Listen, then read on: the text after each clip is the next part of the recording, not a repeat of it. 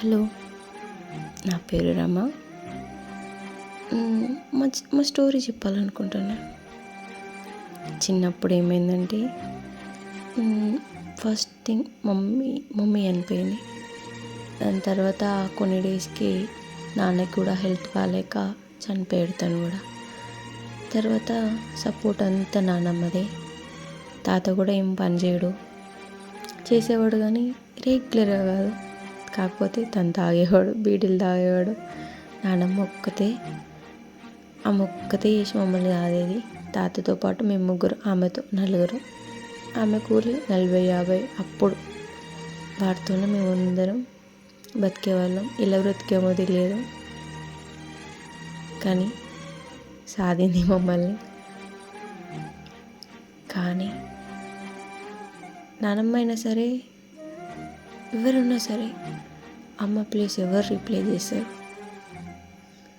ప్రతి ఒక్క పేరెంట్ చూసినప్పుడల్లా, ప్రతి ఒక్క అమ్మని చూసినప్పుడల్లా, అరే మా అమ్మ ఉంటే బాగుండు కదా, అంత పెద్ద కష్టం మా అమ్మకి ఏమొచ్చింది, మమ్మల్ని కూడా వదులుకొని చనిపోయేంత అవసరం ఏముంది తనకి అని ఎవ్రీ టైం చిన్నప్పుడు నేను చాలా ఫీల్ అయ్యేదాన్ని. సరే అమ్మ ఏదో అయిపోయింది, నాన్నెందుకు తన హెల్త్ని ఖరాబ్ చేసుకున్నాడు, మా కోసమైనా ఉండొచ్చు కదా. తెలియదా వాళ్ళకి మేము ఇద్దరు ఆడపిల్లలు ఎలా బతకాలి అని? చెప్పు. కనిపిస్తే వాళ్ళు ఇప్పుడు కనిపిస్తే అడగాలనిపిస్తుంది. ఇద్దరిని అన్నారు, ఇద్దరు ఆడపిల్లలు ఎలా బ్రతకాలి ఏంటి ఏం ఆలోచించుకుంటూ వదిలేసి ఎలా వెళ్ళారు మమ్మల్ని. అందరినీ చూస్తే చెల్లెకి 2 కిడ్స్, నాకు 2 కిడ్స్. నేను ఫస్ట్ డెలివరీ అప్పుడు కూడా అమ్మమ్మ ఫీల్ వాళ్ళకి ఇంతవరకు తెలియదు. 4 పిల్లలు, చెల్లెకి 2, నాకు 2. వాళ్ళు నలుగురిని చూసినప్పుడల్లా అమ్మమ్మ అమ్మమ్మ అని బయట వాళ్ళని పిలిచేటి. అసలు వీళ్ళ సొంత అమ్మమ్మ ఉంటే దాని ఆనందం ఎట్లుండేది, దాని అసలు ఆ రేంజ్ ఎట్లుండేది, వాళ్ళ తాత ఫీలింగ్ ఎట్లుండేది అని వీళ్ళ నలుగురిని ఒకే చోట చూసిన ప్రతిసారి నేను ఫీల్ అవుతూనే ఉంటాను. తను మమ్మల్ని చూసి ఎంత మురిసిపోయింది. అప్పుడప్పుడు మాకు అంటే ఒకే దగ్గర ఉండు, లేకుంటే సమ్టైమ్స్ ఏదో ఒక ప్రాబ్లం వల్ల మాకు ఎక్కడికైనా వెళ్ళాలనిపిస్తుంది, అమ్మ దగ్గరికి పోవాలనిపిస్తుంది. కానీ ఎక్కడికి వెళ్తాం? నాన్నమ్మ ఉన్నాను ఈరోజు వెళ్తాం, కానీ ఇప్పుడు కూడా దాని దగ్గరికి ఎక్కువ వెళ్ళాం. ఎందుకంటే దాన్ని ఇబ్బంది పెట్టుడు ఎందుకు అనేసి. అదే అమౌంట్ అట్లా అనిపిస్తుందా? ఎవరి తల్లి వాళ్ళకి అన్నట్టు. నిజం కదా.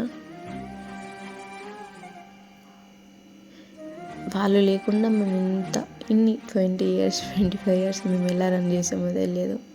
కాకపోతే వాళ్ళని తలుచుకొని రోజు ఉండదు. పేరెంట్స్ లేని ప్రతి పిల్లల బాధ ఇదేనేమో.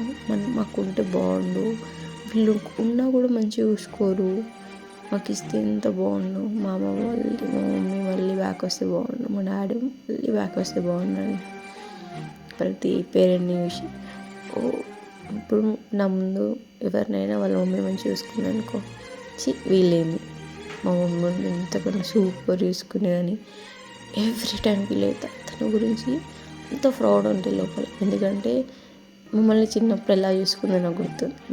అంటే నేను చాలా గౌరవాల పట్టిని, అంటే ఏం తెలియదు ఎడ్డిది అనేసి ఒక భావనతోనే నన్ను చాలా బాగా చూసుకునేది.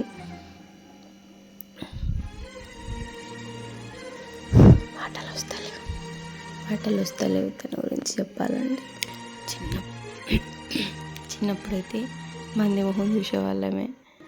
అంటే కొత్త డ్రెస్సులు కొనుక్కుంటే కానీ వాళ్ళ పిల్లల కోసం వాళ్ళ అయ్యవ్వ వెళ్ళి, వాళ్ళ మమ్మీ డాడీ వెళ్ళి డ్రెస్సులు తీసుకొస్తుంటే, గాజులు కొంటుంటే, ఎన్ని ఉంటాయి ఇట్లా.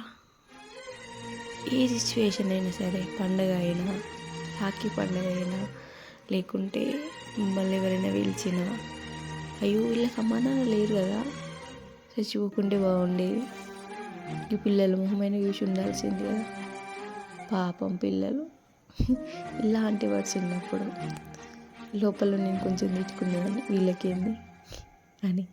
తర్వాత ఇంకేముంటుంది, అమ్మ నాన్న లేరు అని అంటే డెఫినెట్లీ పాపం అంటారు, అంతకు మించి ఏం చేయలేరు.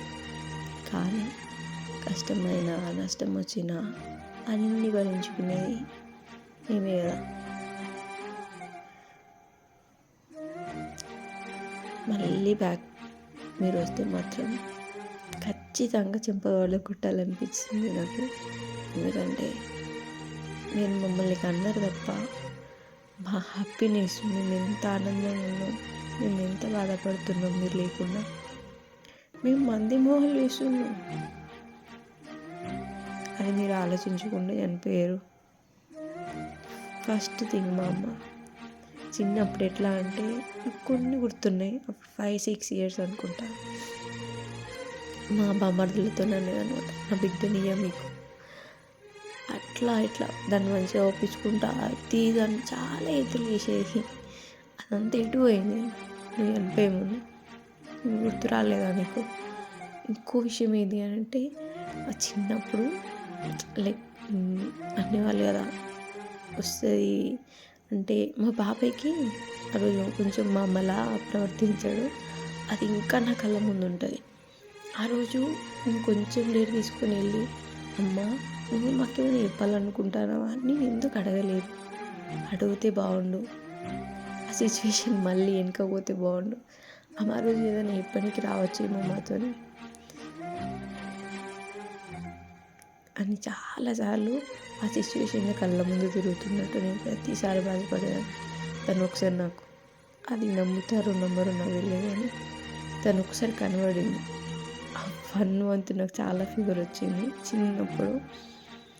తన ప్రేమను ఆపుకోలేకపోయింది, కానీ ఏం చేసాం, జీవితంలో తనకు అంతే రాసి పెట్టుంది. మేము ఏ జన్మలో ఏ పాపం చేసినామో ఇలాంటి సిచ్యువేషన్ ఎదుర్కోవాల్సి వచ్చింది. ఈ వీడియో కనుక మీకు నచ్చినట్టయితే లైక్ చేయండి, సబ్స్క్రైబ్ టు మై ఛానల్.